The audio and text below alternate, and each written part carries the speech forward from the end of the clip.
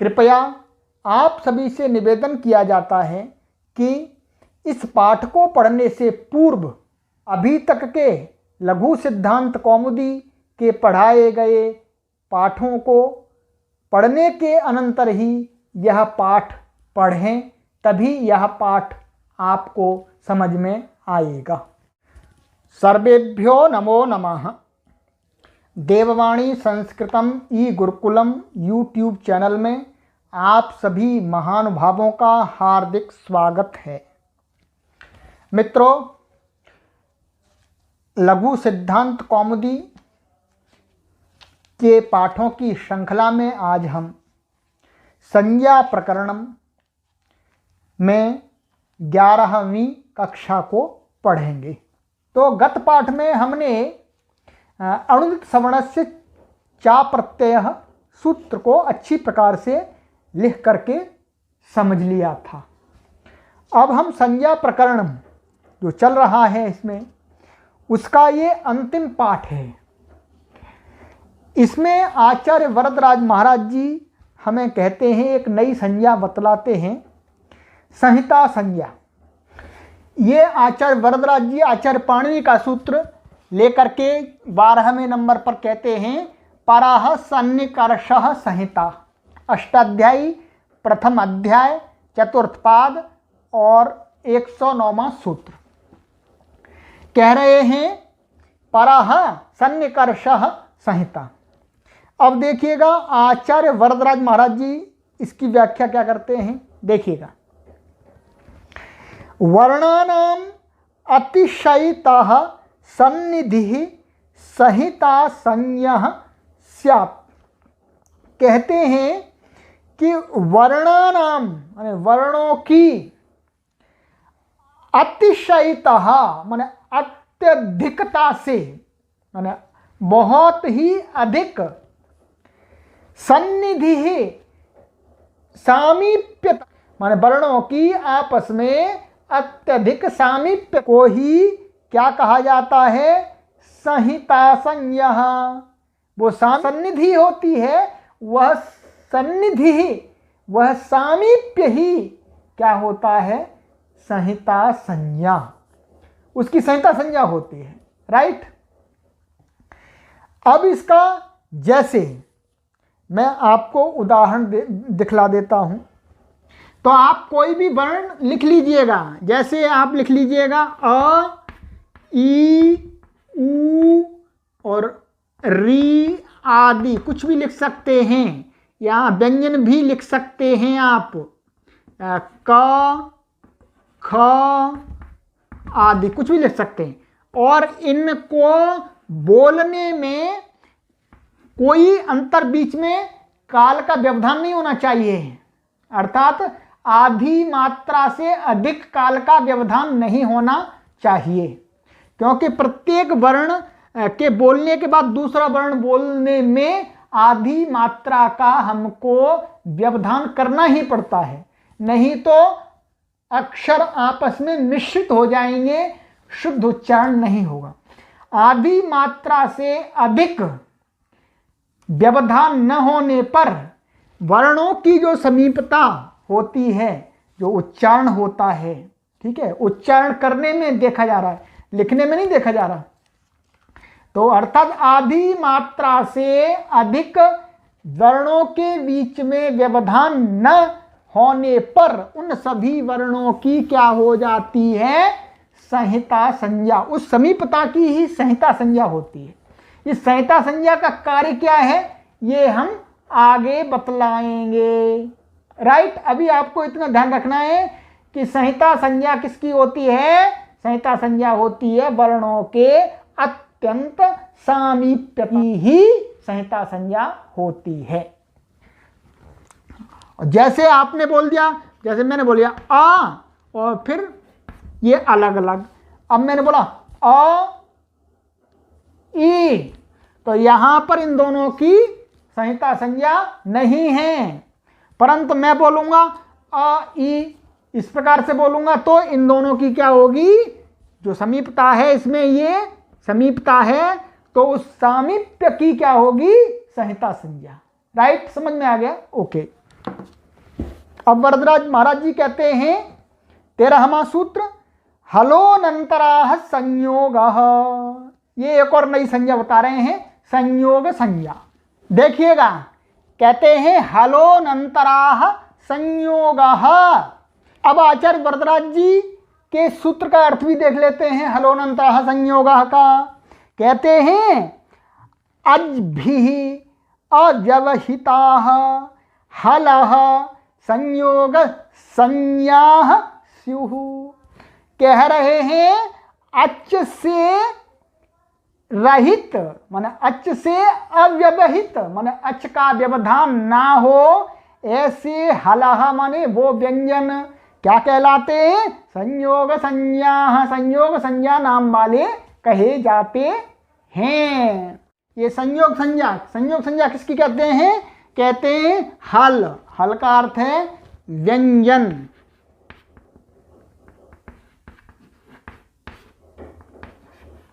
व्यंजन, सभी व्यंजन। और कहते हैं वो व्यंजन कैसे होने चाहिए? अनंतराः, विशेषण बनाया अनंतराः। इसमें समास मैं आपको दिखला देता हूं, इसका समास करेंगे। अब इसका समास देखिएगा, न विद्यते अंतरम येषाम हलाम ते हलः अनंतराः। अर्थात हल कैसे होने चाहिए? व्यवधान रहित। तो किसके? व्यवधान से रहित। भाई व्यवधान किसका होता है? व्यवधान होता है विजातीय का, सजातीय का व्यवधान नहीं माना जाता है। राइट, सजातीय का। अभी हम उदाहरण देकर के भी आपको समझा देंगे। तो इसके विजातीय, इसके विपरीत जाति वाले कौन हैं? व्यंजन के विपरीत कौन है? अर्थात व्यंजन से दूसरे कौन वर्ण होते हैं? स्वर। तो स्वर के अंतर माने व्यवधान से रहित जो हल, वो होते हैं संयोग संज्ञा। उनकी संयोग संज्ञा होती है। जैसे उदाहरण के लिए भी मैं आपको दिखला देता हूं। एक शब्द लिख लेता हूं मैं, कक्षा। राइट, कक्षा। अब हम इसमें देखते हैं क्या क्या है। क और आ और फिर क, फिर श और फिर आ। इतने वर्ण हैं, आप देख पा रहे होंगे। अब देखिएगा, ये क और ये क और ये श, ये क्या है? व्यंजन। और ये आ और ये आ, ये क्या है? स्वर। तो इन्होंने कहा कि व्यवधान रहित जो व्यंजन। तो यहां पर क्या है? इस का और इस का में बीच में व्यवधान आ गया। किसका? इसका व्यवधान आ गया। इसलिए ये का और ये का अनंतर नहीं हुए, इनमें अंतर आ गया बीच में। तो इसलिए इनकी संयोग संज्ञा नहीं होगी। ठीक है, राइट। अब देखते हैं, अब ये भी व्यंजन है और ये सभी व्यंजन हैं, परंतु इनके बीच में कोई भी स्वर नहीं है। तो इस सूत्र से इनकी क्या हो जाएगी? संयोग संज्ञा। राइट, ये संयोग संज्ञा वाले हो गए। और ये जो आ है ये बाद में है, इससे कोई लेना देना नहीं हमें। तो इस का और इस का की संयोग संज्ञा नहीं होगी क्योंकि बीच में स्वर आ गया। और इस का और श की संयोग संज्ञा हो जाएगी क्योंकि बीच में कोई भी स्वर नहीं है। तो यही कहा है इन्होंने कि ऐसे हल जिनके बीच में स्वर ना हो और निरंतर जो आपस में जुड़े हों, वे व्यंजन संयोग संज्ञक होते हैं। अब इस संयोग संज्ञा का कार्य आगे हमको बतलाया जाएगा। तब आपको ये ध्यान रखना है, अभी याद कर लेना है कि संयोग संज्ञा किसकी होती है। वहां हम संयोग बोलेंगे, आपको हम समझाएंगे नहीं आपको ऐसे। हमने अभी समझा दिया कि भाई संयोग ये है। अब आप अच्छी प्रकार से इसको नोट कीजिएगा। तो ये इनकी संयोग संज्ञा हो गई। तो ये मैंने आपको सरल ढंग से समझा दिया। अब आचार्य वरदराज जी कहते हैं आगे पद संज्ञा वाला सूत्र। पद संज्ञा बताते हैं पद क्या है। ये व्याकरण में बार बार पद आता है, तो कहते हैं सुप तिङन्तम पदम। ये आचार्य पाणिनि का पहले अध्याय का चौथे पाद का 14वां सूत्र है। क्या है? सुप तिङन्तम पदम। तो इसका अर्थ भी हम देख लेते हैं आचार्य वरदराज महाराज जी के अनुसार। आचार्य वरदराज महाराज जी कहते हैं सुबंतम तिङन्तम च पद संज्ञम स्यात्, कि जो सुबंत होता है और तिङन्त होता है वो पद संज्ञा वाला होता है, उसका नाम क्या रख दिया जाता है? पद संज्ञा। सुप तिङौ,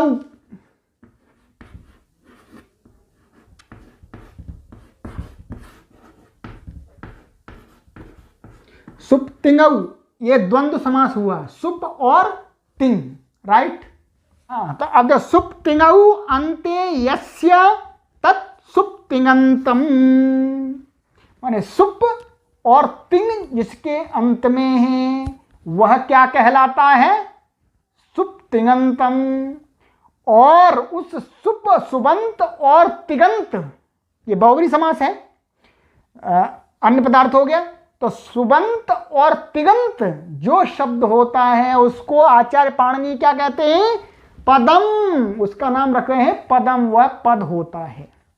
अब ये सुप क्या है, ये तिङ क्या है, मैं अभी बतला देता हूं। वैसे यह आगे की बात है, परंतु फिर भी आपको अभी समझा देता हूं। देखिएगा, रामः रामौ रामाः रामं रामौ रामान् रामेण रामाभ्याम रामैः रामाय रामाभ्याम रामेभ्यः रामात् रामाभ्यां रामेभ्यः रामस्य रामयोः रामाणां रामे रामयोः रामेषु। ये जो आपको रूप बनाए जाते हैं, जो आपको रूप बताए जाते हैं, इनमें ये 21 प्रत्यय हैं पीछे, उनको कहा गया है सुप।